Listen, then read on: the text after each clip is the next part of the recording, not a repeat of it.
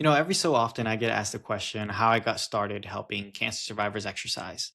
And if you don't know me, I'm JC. I'm a clinical exercise physiologist and I'm a cancer exercise specialist. So I help cancer survivors build muscle, gain strength, gain more energy, and fight any side effects that they can be experiencing from treatment. But then after treatment's over, I also help them kind of get back to normal, rebuild their health, and get back to their day to day or better than what it was before. But I always get asked, how I got started in this, why did I get started? And I always feel a little weird answering because it's not because somebody in my family got cancer or because that's my story or anything like that. Um, to me, it honestly feels a little bit selfish sometimes. And people are always shocked because they look at what I do in such a noble way, if that makes any sense. I get emails and DMs all the time of like, oh my gosh, thank you so much for what you do. I don't even know why you do it, but I'm just grateful. I was looking for to work with somebody like you. And that's amazing. I love everything like that. But the reason I got started is because I saw a need.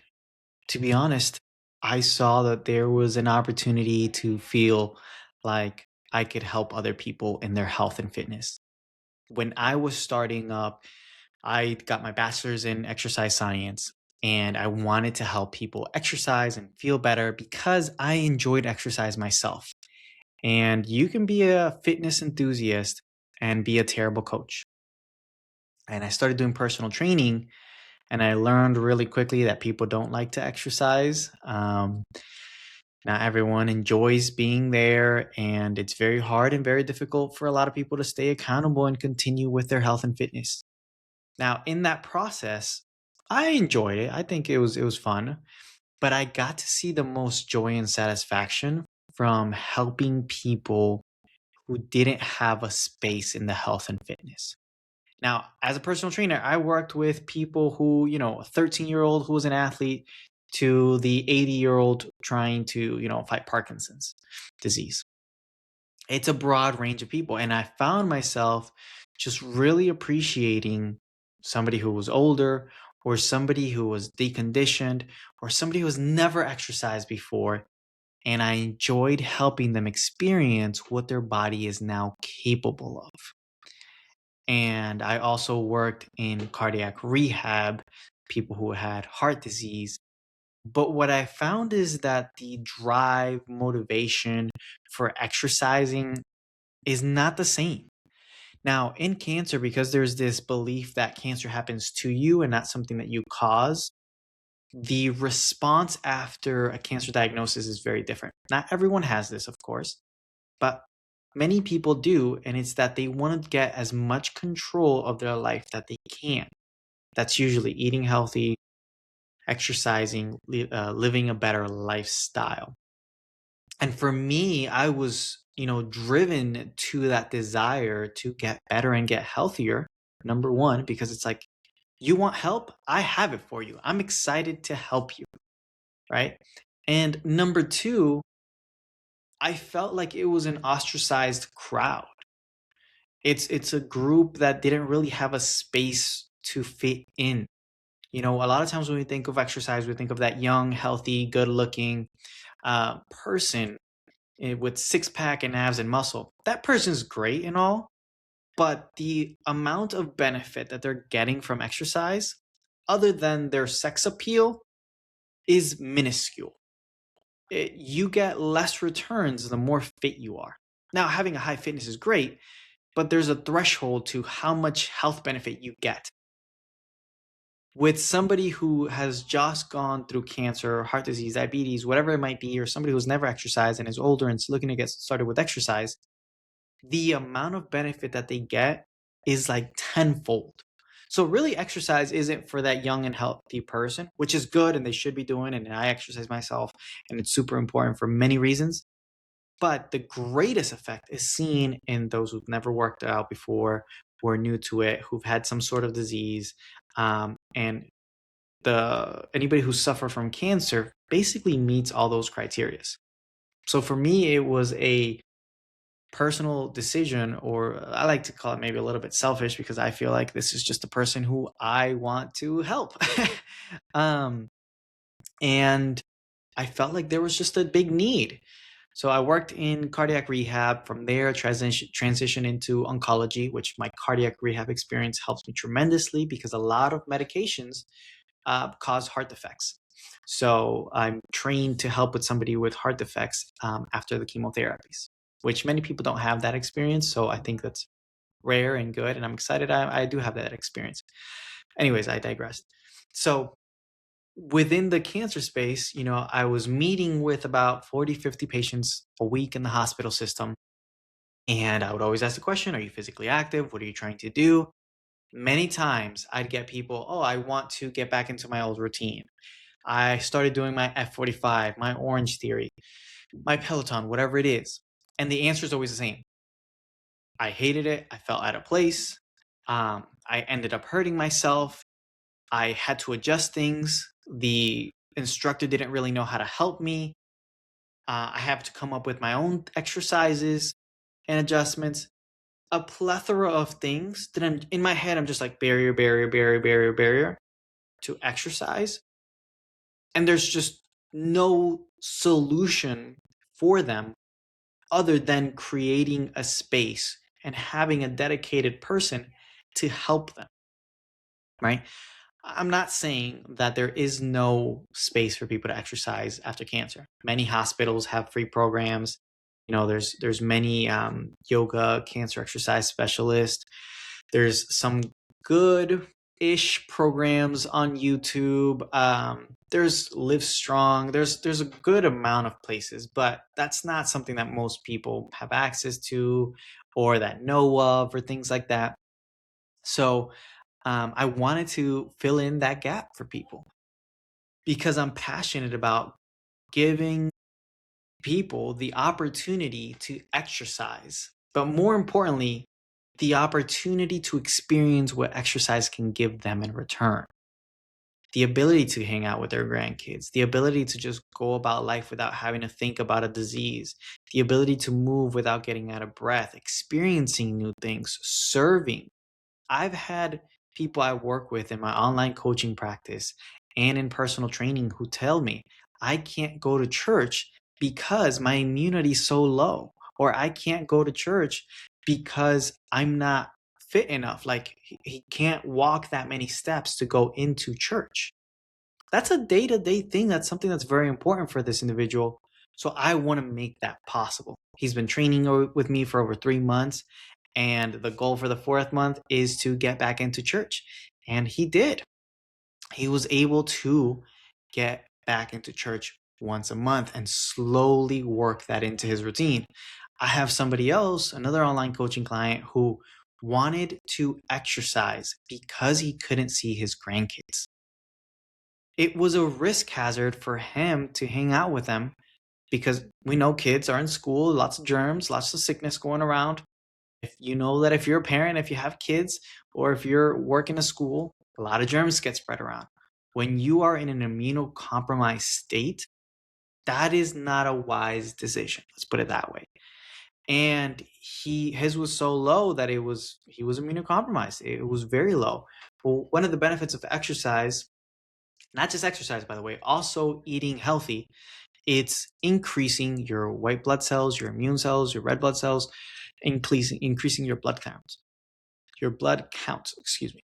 So with him, it took about I think it was 4 to 5 months before being able to see his grandkids again. But that's what exercise gave him the opportunity to do. Like, I get the privilege of witnessing that for somebody and giving them an experience because of exercise. It's not about this whole exercise thing. And I use that word and I keep using it. It's annoying me. But it's more about what that vehicle can give you. And that's the way I view it. I view it as a vehicle, as a method to help you reach what that is, whatever is meaningful to you. That's the way I was raised in this exercise space.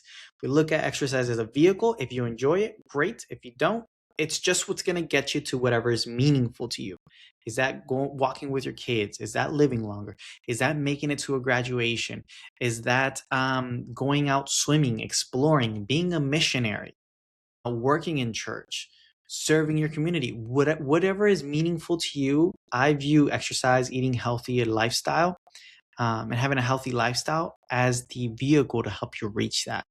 And that's really what I get excited about. So every once in a while, I get asked, how and why I got started. It's because I saw an opportunity and to help people with improving their health, and I saw a motivation and desire to. Um, it's not that exciting or sentimental, maybe in my opinion. I did have people in my family who have died of cancer, unfortunately. Um, One of them is my grandfather, and another one is my aunt. May they rest in peace. And one of them actually died because they were misguided with treatments. Let's put it that way. Um, he was told that alternative treatment was going to save him, and then he passed away from alternative treatments. So I'm very passionate about that conversation, but that's for a different time. And that's one of my personal stories. But really, what gets me excited about helping people is the person who wants to improve their life. And I get the blessing, the privilege, the opportunity to work with somebody and do that. I literally, I've had online coaching clients cry on calls with me. I have consult calls about once a month or so, depending on what they need. And, they were very sad that they had a reoccurrence. Now they were only with me for a month or so we really couldn't do much with prevention. But she was very grateful that she was able to exercise and train with me, and she had a totally different perspective. It was night and day difference between going through treatments. Her mental health was better, her emotional health was better, her tools to cope with things was way better the second time because, she's already gone through it. But she would say herself, she had someone to guide her through what the different steps mean and what to do with your exercise routine and what fatigue looks like and what exercise looks that day. So she received a fatigue day plan, which means that's just an exercise plan for days she didn't feel well. That's literally an exercise plan that she did in bed. It was some glute bridges, some arm raises, maybe a little bit of lying dumbbell curls, some leg raises. That's it. It's just getting some movement and structured exercise in the routine while she felt sick in bed. And you know what she said? She felt better afterward. She's like, actually, they felt really good doing them. I get the privilege of hearing that, right? That exercise gets to impact somebody's life in one of their worst moments. So that's really what got me into it. Now, another story, because I felt like I'm in a story sharing mood here, is another client who her goal was to get back into exercise. She was very fit, she was in shape. In fact, going into treatment, you would look at her and you would think she was a personal trainer because that's how much like fitness and shape and physique she had. And she was committed to doing whatever she could to get better and fight this disease. So we were doing squats, we were doing push-ups, we were doing leg curls, hamstring raises, or hamstring curls, leg raises, um, weight training, kettlebell swings, everything during treatment to keep her fitness up. And she did. She had maybe 1 or 2 days throughout the week where she felt sick, but after that, she felt great and she was able to get into her routine. And her goal by the end of treatment was to start running. So she was never a runner in the past, but she wanted to start running. That's not everyone's story, but she was able to. And once again, that's what excites me. That's what gets me pumped up about what I do is being able to see people achieve things that they never thought were possible or that they thought they had to leave behind because of cancer. This is not everyone's stories. Unfortunately, I do have some sad stories, Generally, it's people who chose the alternative route and different things, or just denied access to treatment and did not want to exercise and things like that. But for the most part, there is a net positive of exercising during treatment and after treatment than a net negative. So that's what got me into it. And what else have I done in the field to improve myself, for example, so I can help people? Is, I got my master's in clinical exercise physiology. I'm a certified cancer exercise specialist. I've worked in cancer rehab. I've designed two exercise protocols in two big cancer studies, one in lymphoma and another one in ovarian cancer, both of them in treatment. And I also do personal training for cancer survivors in person. And now I do online coaching so that anyone, anywhere around the world can get access to an exercise physiologist. I built what I do now because I saw a need. When I worked in the hospital, to give you an idea, like I said, I worked with some big research institutes, Yale University, University of Miami, and I learned that very few hospitals actually have an exercise physiologist. If you go to MSK, you're not going to work with an exercise physiologist unless unless you are in a research study. So I'm not talking bad about them. I'm just saying that's a fact. They don't have access to exercise physiologists unless it's with research. Now, at different universities or different hospitals, sometimes it's free, sometimes you got to pay for it. But I can tell you from my experience, in order for somebody to meet with me, it took them a 3-month wait. Let that sink in. 3 months before you can get the access to an exercise physiologist that you need. I have to do one-on-one care. I can't just give you a plan, let you go, and then expect you to be fine in 3 months. I need to adjust it as you go through treatment. I need to adjust it as you experience different things in life. I need to change it as you're experiencing different changes to your body, right? The accommodations is what helps you stay consistent. It's not just a random plan and you're going to keep it up. Most people think that it's just a lack of motivation. No, you have real barriers that you have to work through. And my job is to problem solve for you. So that way you just have to do the exercise. That's it. But if you just have one routine that you're just expecting to stick to without anybody accommodating it and modifying it for you, it's going to be very hard to stick to it. Then that's going to affect your motivation. It's going to affect your self esteem, your confidence, and then you're just going to go downhill and say, forget it and let it go.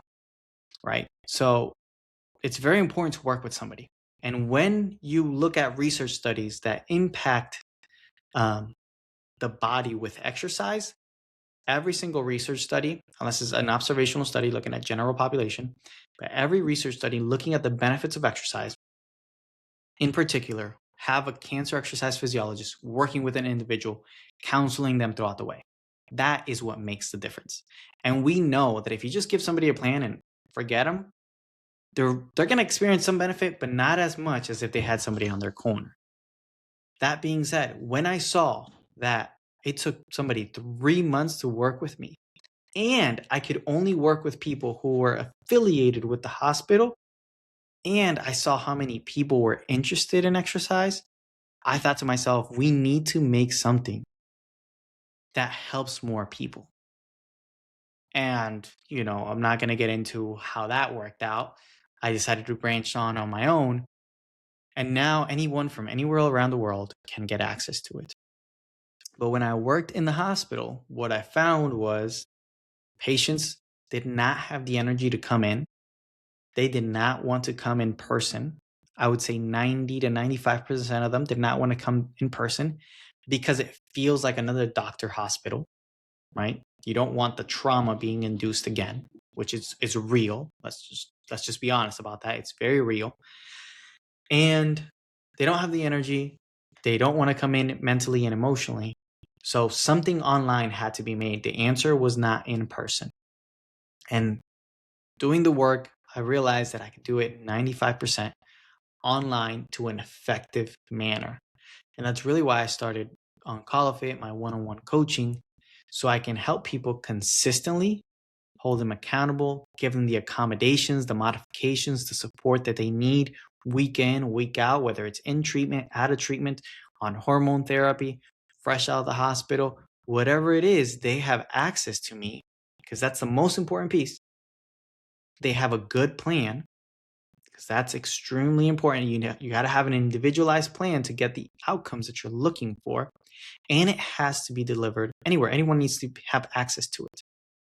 Now, the hard part of me doing this work is trying to figure out how do I make it affordable?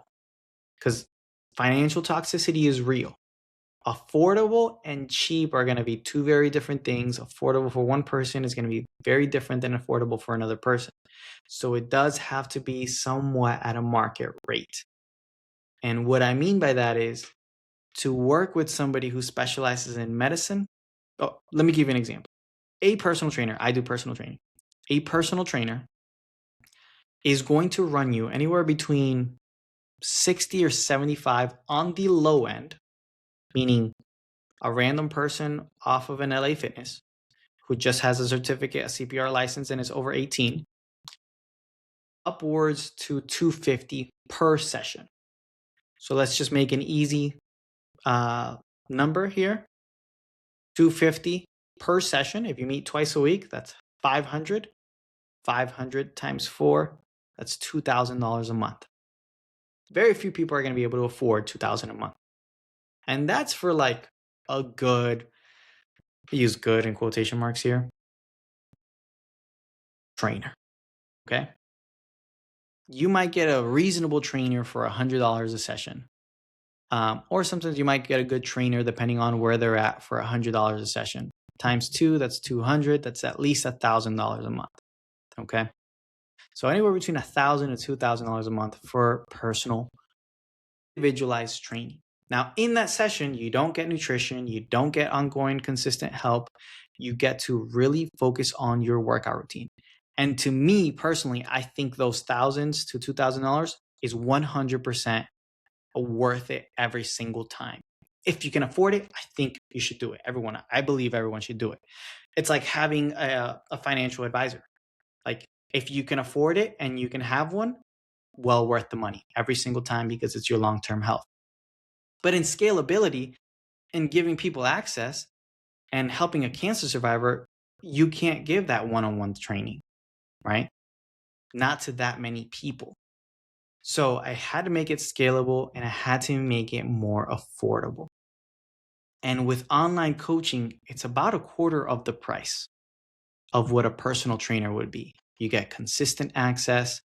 You get the program, the exercise program, a nutrition plan, a fatigue plan. You get everything you need to be successful during treatment. I was thinking of a personal trainer, so I said training. During treatment at a lower cost. The best thing about that is you get the opportunity to get everything you need at a lower cost. Now, sadly, many people aren't going to be able to afford that. So I try to compensate that as much as I can with just free online help. So if you find anything that I say helpful, please share it with somebody because that help is going to, or that advice is going to help them later on in the road. We know that when people get consistent access to health information and tips, it automatically improves their health compared to somebody who doesn't. Now, we live in a world of information, but in a world of information, there's also misinformation. And the amount of misinformation compared to good information is very minimal. There's very, very, very few coaches that are actually good and knowledgeable in what they do. I don't trust just anybody with my body, for example. If I can look at a personal trainer and say, this person's good, this person's not the best. That's not a dig on them. It's just a matter of fact. Okay. Now, and that goes for doctors, mechanics, engineers, whatever it is, right? So the issue is with personal training or with fitness influencers or with trainers is that the bar of entry is very low. You just need to be 18, a CPR license, and a random certificate. And not all certificates are the same level. So, for example, I have an American College of Sports Medicine. That is the gold standard in the field. You can't compare that certificate to another one. It's just night and day difference. I have the gold standard, and it's not to say, oh, I have it, but it's just what it is known in the field as the gold standard, right? So even certificates are going to be held differently. Certificates don't make a good trainer. Just because I have that doesn't mean I'm necessarily good at what I do. I know lots of people who have that, and they're not maybe the best qualified, but they are definitely better qualified than somebody who doesn't have great experience. Because American College of Sports Medicine focuses on medicine, medical performance. How are you doing in your overall health? Not just sports and conditioning. So finding somebody that knows medicine, cancer, and fitness is very, very rare.